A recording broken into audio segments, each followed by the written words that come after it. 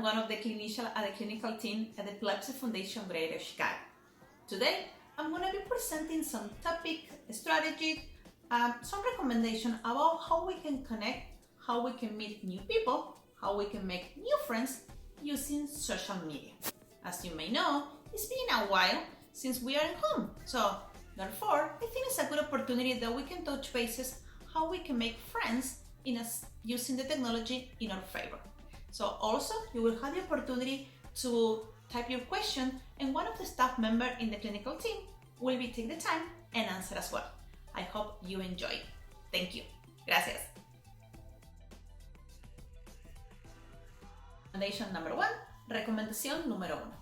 The first thing that we need to do is just pick the right social media.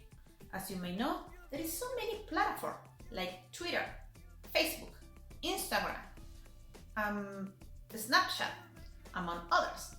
Therefore, we will need to identify what will be the right platform that we want to use and also identify what is the purpose. That's why it's very important that we take some time and do some research and identify what is the reason why I would like to have a profile in that account. Recommendation number two. Recomendación número dos. The second one will be create like a profile, but a complete profile.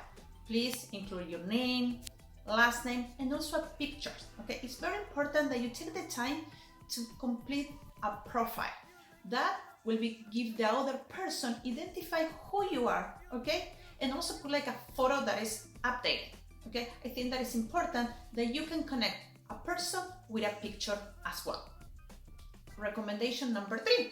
Recomendación número tres. Start building a connection. When we say building a connection, it's start for looking for people that has things in common with you. That's why it's very important that you take some time to research what are the people that you would like to invite. So, and make the same thing that you did for yourself. Look at the profile, look at the picture, and start making connection. Recommendation number four. Recomendación número cuatro. Engage in a conversation. It's very important that you are connected. The main purpose for those platforms is you can make connection. After you doing those connections, you will have the opportunity to connect with people not only in this country, not only in the city, also around the world.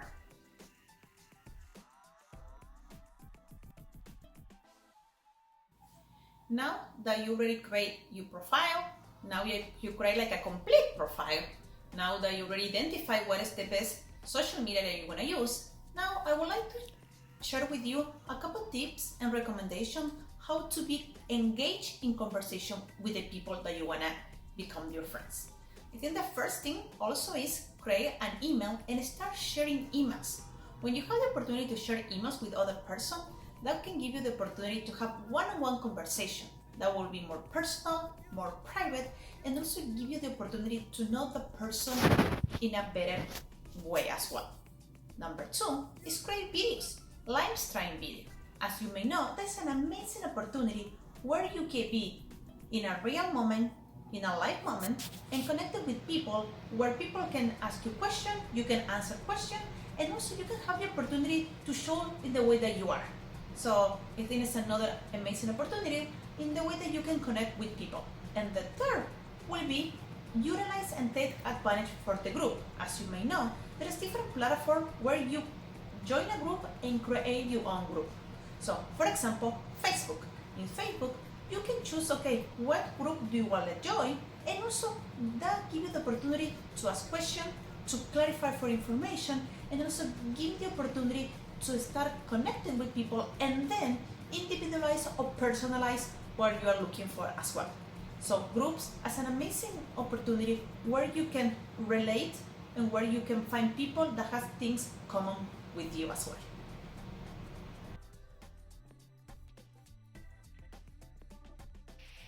Groups are a powerful way to meet and connect with other people. Grupos es una excelente oportunidad para conectar y conocer a otra gente. Therefore, the Epilepsy Foundation Greater Chicago has been created different groups where people can meet and connect and stay socially connected as well. So we are having virtual support group every Monday, Wednesday, and Friday from 1 p.m. to 2 p.m. That gives you the opportunity where you can interact with other people, so connect each others, and also having the opportunity to socialize as well. Also, the foundation has created different groups, such as the Women's Support Group, Young Adult Support Group, Psychotherapy Group, Psychoeducational Group, and Train Your Brain as well. Each group has their own specific topic, has their own specific focus, and one of the clinicians are who facilitate those groups, they're giving you the opportunity to meet and interact and stay socially connected as well. The best way that you can reach us and start making that connection is calling these telephone numbers. It's 312-939-8622. Now I'm going to say in Spanish. La mejor manera de poder conectarse con la fundación es llamando al siguiente número de teléfono: 312-939-8622. I hope you enjoyed.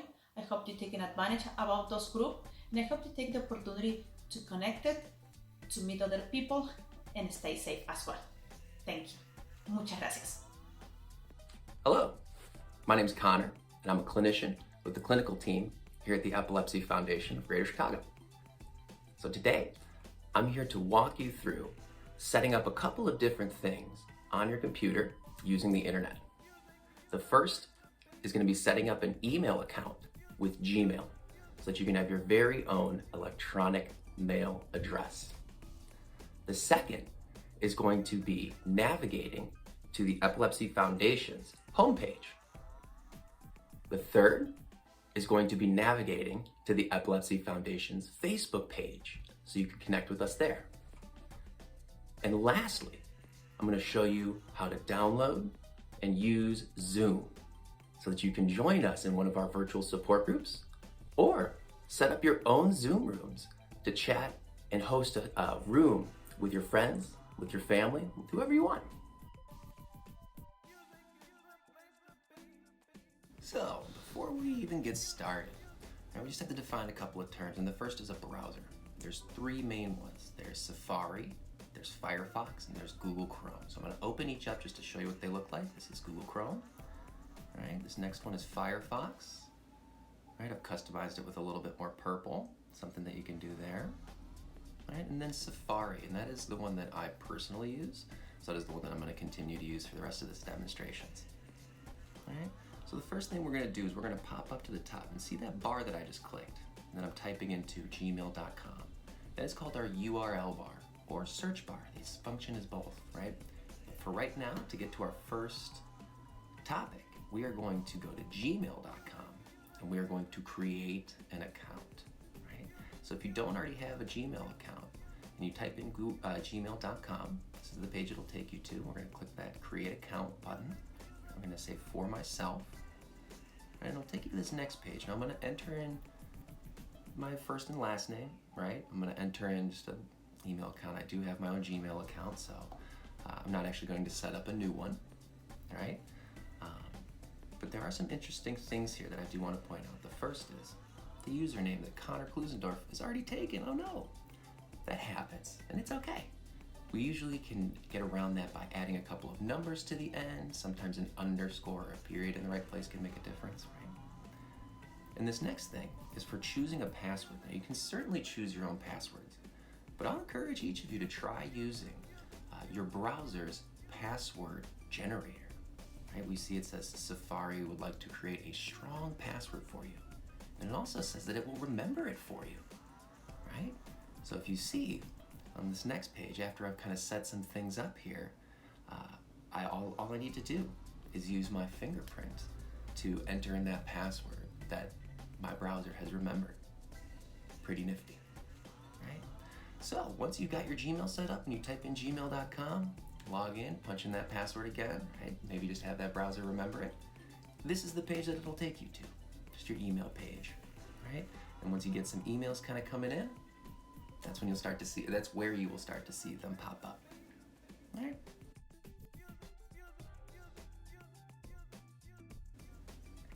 All right, so next topic, we got to go back to our URL bar, or search bar. And this time we're going to use it as a search bar to search the internet.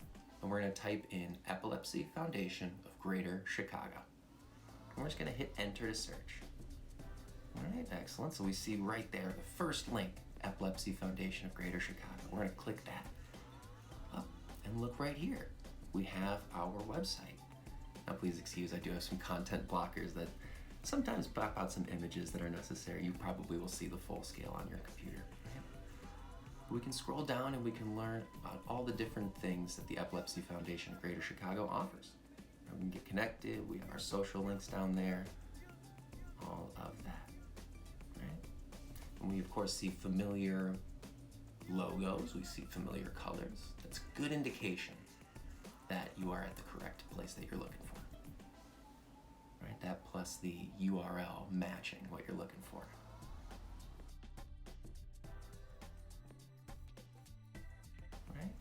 So the next thing we're going to search for is the Epilepsy Foundation of Greater Chicago's Facebook page.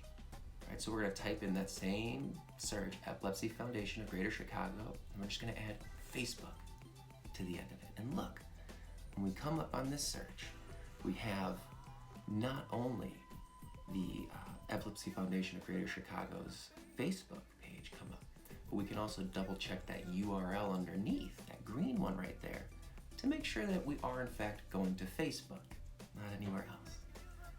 So once we click over there, just the same, we can scroll through, find out information, check past videos, look through photos. We have events posted on there. Lots of really cool stuff going on our Facebook page. And you simply need to hit follow in order to follow us along.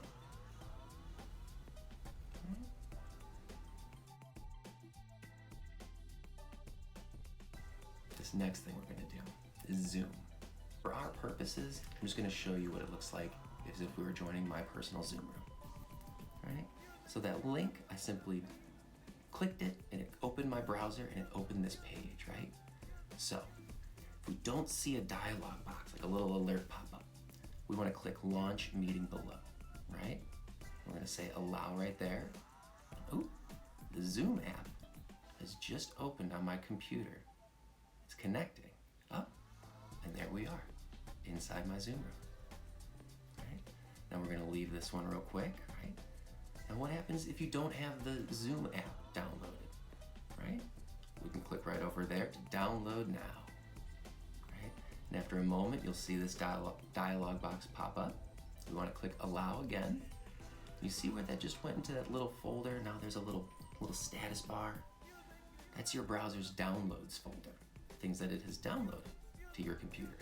So you can click that open, double click, and what that's going to do, it's going to open up an installer, which will help you install the Zoom app on your computer. Right?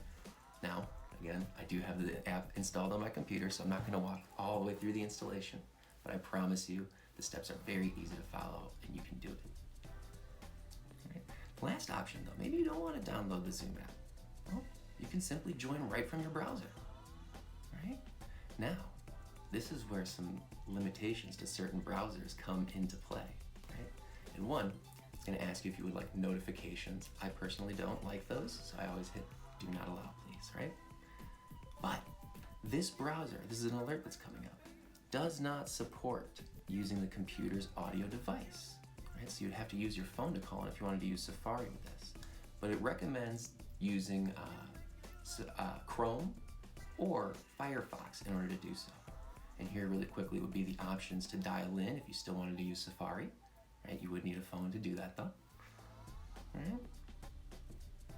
So let's jump on over to Firefox really quick. Right? And we're just going to paste that link again. Right? We could type it out or we could click it over from our email. Right? And that same page is going to pop up. Right? Which makes sense because we clicked the same link. Right? And we see having issues with Zoom client right there, right? And then the next one says join from your browser.